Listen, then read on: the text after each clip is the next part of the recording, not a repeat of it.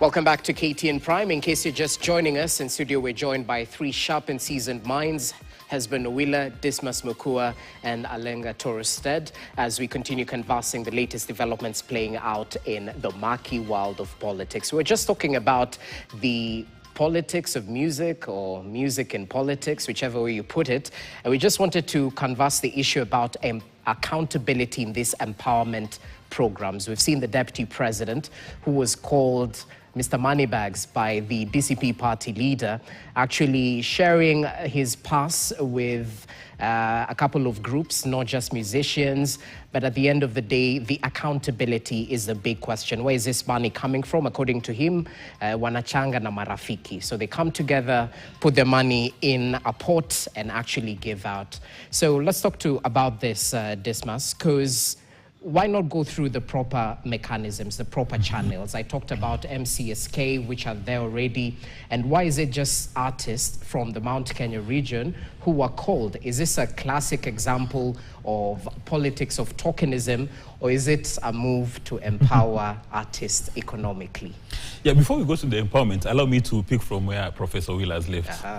That regarding Gachagua, the former DP, is a double-edged sword. For people who don't like President William Ruto, they say it's a blessing because he's got high capacity for propaganda, for misinformation and disinformation. And when he wakes up in the morning after having his breakfast, he'll just stretch and say, "What trouble am I causing today?" And when he opens his mouth, he runs President Ruto's reputation through mud. And he's doing a very good job at that. And I suspect the president's political advisory team is actually regretting why they kicked him out of office. So what do you do with such a person? Ignore, or do you go after him politically? I don't think that Professor Will and I are willing to give that consultancy for free at this stage. The second point is, regarding Gachagua, is a national disaster. Why do I say that it's a national disaster? He's assaulting Articles 32 and 33 of the Kenyan Constitution, which inter alia provides that every Kenyan, it's the Bill of Rights, every Kenyan enjoys the freedom of association and expression. So if you're a musician from Mount Kenya and you want to go and have tea at Professor Kindiki's residence and you praise him and you kiss the king's ring, you've got the liberty. Rigiji has no capacity to tell Kenyans not to listen to any musician who went to Kindiki's residence, because all of them have got an agency. One would assume they're above 18. So if Kindiki has invited me and I'm going to have a cup of tea and share my frustrations and is going to offer remedies, why criticize me? And if you're not very careful, we are going to create a monster in Kenya, because Rigiji believes that his word is law in Mount Kenya. That is unacceptable. We cannot allow an individual like Rigiji, who has political capital, to intimidate musicians in Mount Kenya. That is unacceptable. Any reasonable Kenyan should stand up, because those are words of dictatorship. And now we are seeing people, part of our society, giving him fertilizer so that he can become a dictator. I mean, who is it to tell that if you own a restaurant, the kind of musician to invite? If you've got a musician called, say, Kamau, he's very popular. Who is it to tell you don't invite Kamau? And if you invite Kamau, he's telling your patrons not to show up. And here, Kenya is trying to fight unemployment. Kenya is trying to promote talent. That is unacceptable. Then let's go to empowerment. What Professor Kithure Kindiki is doing is giving people fish. In his community, they call it rate. And Kenyans don't want to be given fish. They want to be given capacity to fish. What is these empowerment programs they're talking about? If you look at the common denominator between Professor Kithure Kindiki and Rigiji, the so-called empowerment programs, all of them are anchored in Mount Kenya. So does it mean that it's only people around Mount Kenya who are supposed to be empowered? One would say up to 75% of those meetings take place in Mount Kenya. Then how do we assume that all musicians in Kenya are from Mount Kenya? I come from Mososho. We have musicians in Mososho. Were they invited to Kindiki's place? They were not. So as Professor Owila has indicated, Professor Kithure Kindiki actually does not fit to be president of the Republic of Kenya. Or maybe he's the president of the Republic of Kenya for Mount Kenya, which is unacceptable, because you are supposed to be deputy president of the Republic of Kenya, which is unacceptable. Right now, the issues which are affecting Kenyans, people are talking about healthcare. I've not heard Professor Kindiki pronounce himself on the issues of healthcare. Like, for instance, people having challenges around organ transplant, like the kidney. You know the matter of Dr. Mishra and Medihill. He has not offered policy direction. But what is he doing? Every day is empowerment, border, border, border, border, border, border. And if you are going to be a strong presidential candidate in 2027, you must differentiate yourself. In fact, in my view, Rigiji has created a very good environment for other presidential candidates to sprout up and differentiate themselves. Because, I mean, how do you imagine that this is the guy who was a heartbeat away from the presidency, and he considers the entire of Kenya to be from Mount Kenya? How does a voter from Osocho feel with this kind of conversations? Alenga, as you come in, we just played a soundbite of President Ruto affirming how Kindiki fits the role of deputy president. Beyond the headlines, what's the subtle communication by the president that's being passed? How efficient is Kindiki as deputy president compared to his predecessor, Rigathi Gachagua? Yeah, I think before I go to that question, I would beg to differ slightly with my colleague Dismas in the sense that, you know, politics is about persuasion and control. So if Rigiji can persuade some people to make certain decisions and control that constituency, then that is his path towards, you know, being the leader that he wants to be. We have seen people in this country who tell you, even if Raila Odinga tells me to give away my wife, I will. So it's about persuasion and control. So you have to try and control those people you think you speak to them. And I truly believe there are people who listen to that kind of conversation and they identify that this person is speaking for us and he can really, you know, take us to where we want. However, going back to the video about the president saying that now he has a deputy, I think what the president forgot to add onto that is that now I have a president whom I wanted, because there's the president who should serve Kenya, but now there's a president cut for William.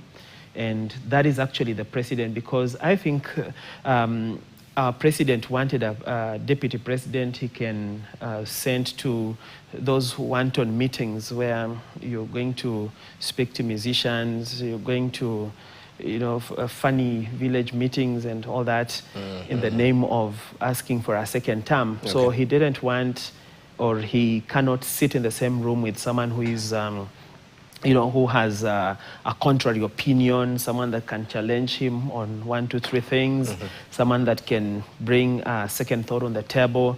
Ideally, I think as it were, and as everybody sees it, William listens to Ruto. So with such a deputy, then it becomes easier for him. So that's his idea of a principal assistant, yes, from where you sit. Sure. Interesting. Let's take a look at yet another development that's playing out, not just in Kenya, but in the East Africa region. It all started with Tanzania detaining and deporting Kenyan activists and East African lawyers, including the PLP leader, Martha Karua, who had gone to observe the treason trial of Tanzanian opposition leader Tundu Lissu. However, it's proper to note that Emeritus Chief Justice David Maraga was able to gain entry, and this back and forth actually opened a can of worms with Tanzanian members of parliament backing President Samia Suluhu's comments that this was simply an attempt to interfere with Tanzania's internal affairs. Listen in to some of the sentiments shared on the floor of the House in the Tanzania National Assembly. Sisi Tanzania hatuna cha kujifunza Kenya. Hatuna hata kimoja cha kujifunza. Tunawazidi siasa, tunawazidi akili, tunawazidi kila kitu. Na wala swala la Kiingereza sisi sio kipaumbele. Tuna maisha yetu. Mheshimiwa Rais wetu, Your Excellency Honorable Ruto, tunakuheshimu sana. Do something. Demokrasia, that is not democracy in Kenya. Hiyo ni vurugu. Mama mtu mzima, msomi aliyesoma sheria, anaondoka kwake, anapanda na nauli. Bahati mbaya ukimwangalia, uso wake hauna matumaini.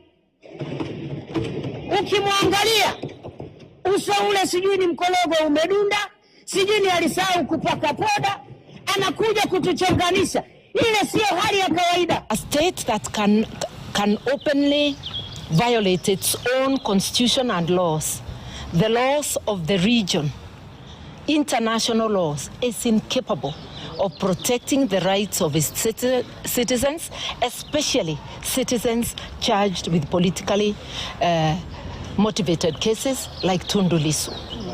And I have tagged all the necessary institutions. That suffices. We will not descend to their levels. Yeah. Sure. It will not be sectional, and do not elevate that to be cleanliness. Okay. All right, the Iron Lady responding to the Tanzanian members of parliament. And perhaps let's start from a communication point of view. Hezbon Owila, the Tanzanian MPs calling out Kenyan activists that, they were supporting the deportation, implying that, this activist is trying to export activism to their country. Yet this matters to do with internal affairs. Communication-wise, what message is being passed, and equally diplomatically, following such public statements, what do they signal about Tanzania's stance in regional civil society engagements? I think, there are many people who don't understand a lot about the relationship between the many East African countries. And I think the MPs from Tanzania and what happened in Tanzania reminds people who've not socialized with this that the biggest challenge we have in East Africa is how to accommodate Tanzania. And not because Tanzania is unique, because we appreciate that Tanzania is a very unique country. I mean, for a very long time, they experienced, a form of governance that was not the norm in the region. We all went capitalism. They experimented with Ujamaa, and they still that belief, of socialism and, taking care of each other as a community, which is not a bad thing. But what they don't appreciate is that the world has since moved on. And Tanzania is a country that is playing catch up. Even the quality of debates that you get from that parliament reminds you that it is not like they are a progressive society. They are a society that listens to the elderly community.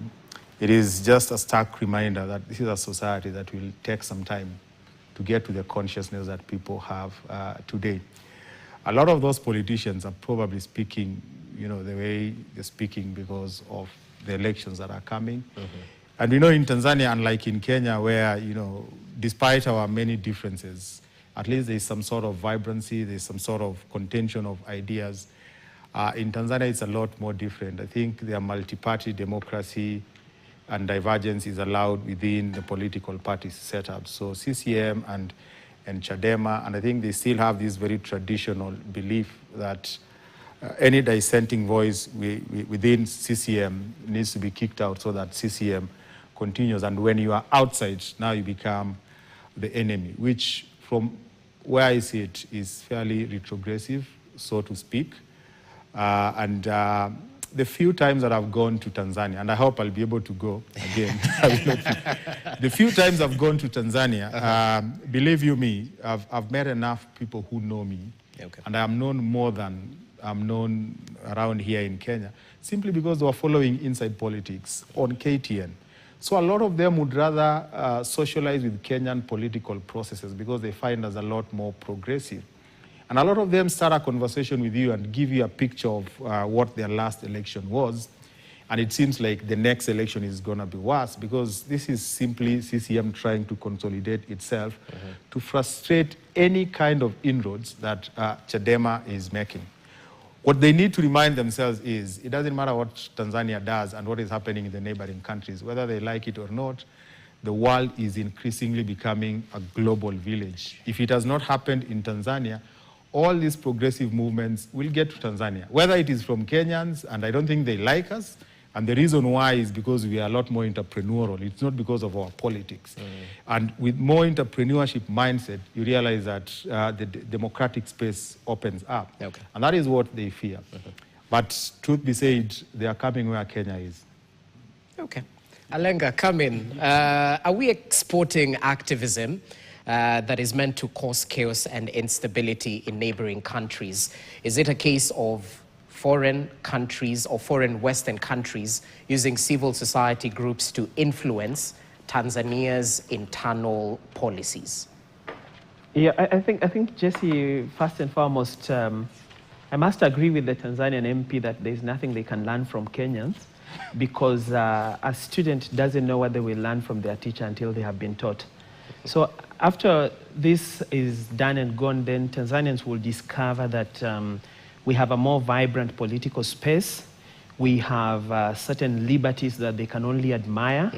And perhaps it will trigger them to demand more from their government, because ideally Tanzania lives in this illusional state that they have the best country, they have peace, they have prosperity, they have all those things. But in reality, those are just Potemkin villages that the CCM party builds for the country.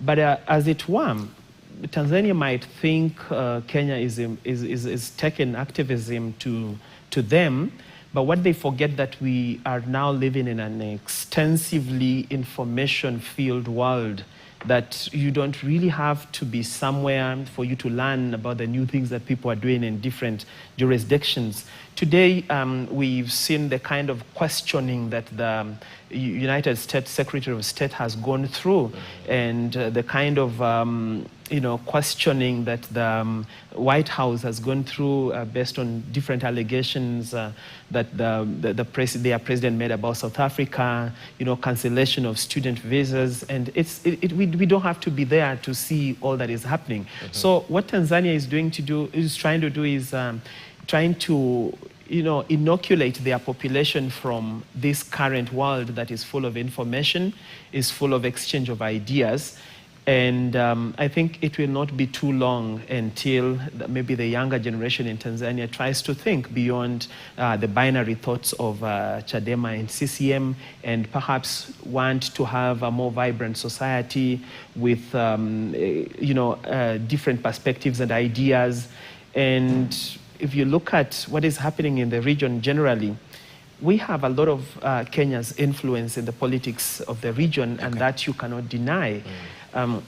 The last elections that happened in Somaliland, in Hargeisa, you saw even the colors of the political parties were, imported from Kenya. We had one party that had adopted the orange color, and the other one had adopted the yellow color. So that is Kenya's influence in political messaging, in political communication, in political ideals, and all that. So Tanzania undeniably something will have to give in the long run. Okay, let's speak as diplomats now, because I was listening to the foreign CS, Musalia Mudavadi, who said that irrespective of Jumuiya agreement, the EAC policy on free movement of citizens within the borders, at the end of the day, this is a country with its own laws, rules, and regulations. So as Kenyans, we should be well informed about their stance when it comes to such matters. So how do such incidents like this and the rhetoric that surrounds it jeopardize the spirit and the progress of EAC? Yeah. Actually, the Honorable Musalia Mudavadi issued a document titled Strategic Imperatives for Political and Economic Diplomacy, which I think is a very solid document. And the people want to understand Kenya's relationship and Tanzania ought to read. But allow me to begin from the practice and geography and then come to diplomacy, the one you've mentioned. Kenya's border with Tanzania begins straight from Professor Wheeler's home, Lake Victoria, all the way to the Indian Ocean, which is about 777 kilometers with 6 entry points. And we did not elect Tanzania to be our neighbor. It's because of geography that they are our neighbors. And then let's look at economics. According to the EAC Secretariat, between 2018 and 2023, Tanzania was our biggest source of FDI. So that is something that we need to take into active consideration, that within all the member states of East Africa, we've had a lot of FDI flowing from Tanzania. And then from the economic survey... For viewers, what does FDI mean? Oh, sorry. Foreign direct investments. Okay. So that we're having many investors from Tanzania who think Kenya is a very good market. They're coming to do business here. Right. In fact, a few months ago, we had Amson, which has, I think, acquired Bamburi. So they're investing heavily in the cement industry. That is a demonstration that Kenya is a very good FDI destination. Okay. Again, when you look at the top 10 countries, destinations for imports and exports, it's actually only Tanzania which falls in the top 10. Our biggest market is Uganda, and then Tanzania is number 6. But on the export side, it's on the import side is Tanzania. Now, with all those taking them into active consideration, in my view, the conversation we're supposed to be having is to look at what are Kenya's national interests and what are the citizens' interests. Of course, it's in an ideal situation, before you visit any country, you need to do scenario analysis and sensitivity analysis. I mean, Professor Will and company call it intercultural competence. You need to understand where you are going. What is the behavior of those people? Like, for instance, majority of Kenyans are surprised that in Kenya, after a presidential election, any Tom, Dick, and Harry can go to the Supreme Court and, present a petition. And if it's David Maraga, the election may be nullified. But in Tanzania, as soon as they pronounce themselves, it's a wrap. So if you are visiting any country, there's merit in establishing their variables, the local sensitivities. Like, for instance, it's only in Kenya where you refer to a president as Kaongo or Kasongo or Uunye, and you go back home and have a cup of tea. There are some countries within Africa and in the world. If you go to North Korea and you make such kind of a statement, then you may not even get home. You remember a few days ago, they were testing some military equipment, which failed. And the 5 key engineers, military engineers, that is in North Korea, have been accused of criminal offenses, simply because an experiment has gone sour. So they've been accused of criminal offenses. So it's the responsibility of the Kenyan state to defend all their citizens wherever they're in the world. And also it's the responsibility of every state to defend their national interest. So now normally the challenge is, how do you manage those two? And in my view, the answer is contained in the paper that Musalia Mudavadi has issued, that while our citizens' interests are supposed to be given premium attention, also as Kenyans, we need to ask ourselves that if you're going to Uganda, you're going to Tanzania, Rwanda, Burundi, how do you behave in that particular market so that you do not upset the status quo? Like, for instance, if you're going to the Middle East. As you finalize it. Yeah, if you're going to the Middle East, are you going to maybe go with pork? You know that you're going to offend those people. So you make sure you don't put a miniskirt or you don't go with pork. You must respect local sensitivities. But at the end of the day, citizens' interest must be respected. Okay, when you go to Rome, do what the Romans do. That's that what they say. That captures it very well. Okay, interesting. As we finalize, 30 seconds, gentlemen, each. We understand there's a prayer breakfast tomorrow. In case you didn't know, President William Ruto will be leading the country in prayers. There's a lot happening in terms of the Finance Bill 2025. So give us your take on the developments that are playing out in the country. Alenga, we'll start with you, briefly. I think these are my closing remarks, right? Yes.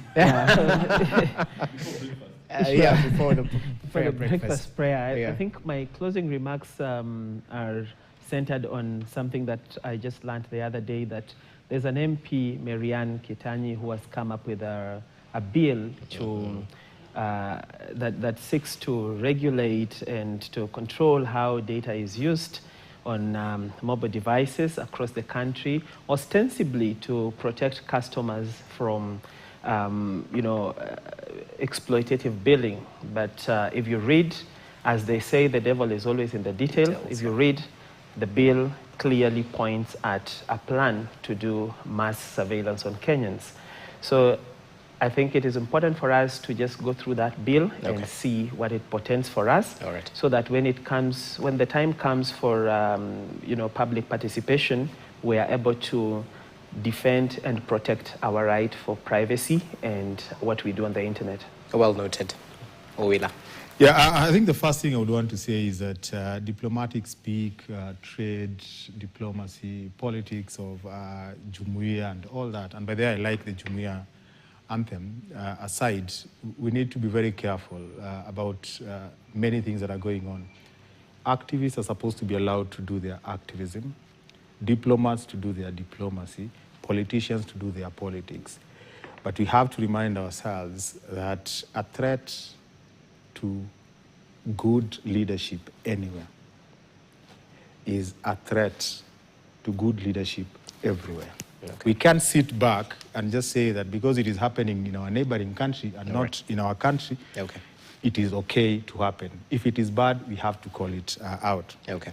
Then secondly, and this will be very brief, I think for a period of time right now, since the inception of this broad-based government, there is a narrative that has been bandied around that we are boxed into this corner where come 2027, the options are limited for us. Okay. And because there is no option, we are stuck with this broad-based arrangement. And I want to say that nothing can be further from the truth. You walk along the streets of Nairobi or any city in this country, and people tell you it is very difficult for this regime to win, but there is no opposition. Or even if they win, even if they don't win, they'll find a way of staying in power. Okay. That is a narrative that is deceiving Kenyans and probably making Kenyans believe that they don't need to come out and exercise their right. Let us remember that a few months ago, there were leaders who were saying that for anything to happen, Ruto must go.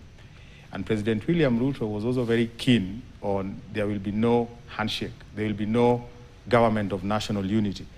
Right now they are together, and I don't think it is anything new. What should be new is what they are going to do for us that will determine whether we give them the power to continue or send them home. Proper. Briefly. Briefly. You've invited us for breakfast tomorrow, so I don't know whether you've been told to do that. But when the leaders gather tomorrow, maybe a question Kenyans should be asking themselves is, that gathering at a five-star hotel, is that a collection of Kenya's problems, or is that a collection of people who are giving us solutions? And as we look at the 2027 scorecard, we wish to encourage anybody who believes he's got capacity to offer leadership to come up. Because Professor Wheeler has indicated that it's as if 2027 you are going to have a binary choice. So if you are Dr. Matiang'i, you are Omtata, you are Maraga, you want to run for MCA, whatever position, please come, demonstrate your capacity to offer leadership, and then Kenya will take a decision. Because it's unfortunate that the majority of people complain about leadership in Kenya actually don't even bother to vote. On the material day, they're having popcorn, they're having coffee like this. Then after the IBC has pronounced itself, they start yawning and they start complaining. That is why we need to have people who are able to explain Kenya's problem and offer Kenya solutions. Thank you, gentlemen. Really appreciate your input on the issues we've been able to canvass right here in studio. Dismas Mukua, political risk analyst, Hesbon Owila, media and political communications expert, and Alenga Torosted, who's a governance expert. Asanteni sana. Hopefully, we might meet at the prayer meeting tomorrow. I jest. It's not a strategy. No, it's not a strategy. Anyway, that's how we wrap up tonight's edition of KTN Prime. Thank you so much for watching. On behalf of the entire team, including Ashley Mazuri and our sign language interpreter, Meresha Witi, we say good evening. Enjoy the rest of your viewing.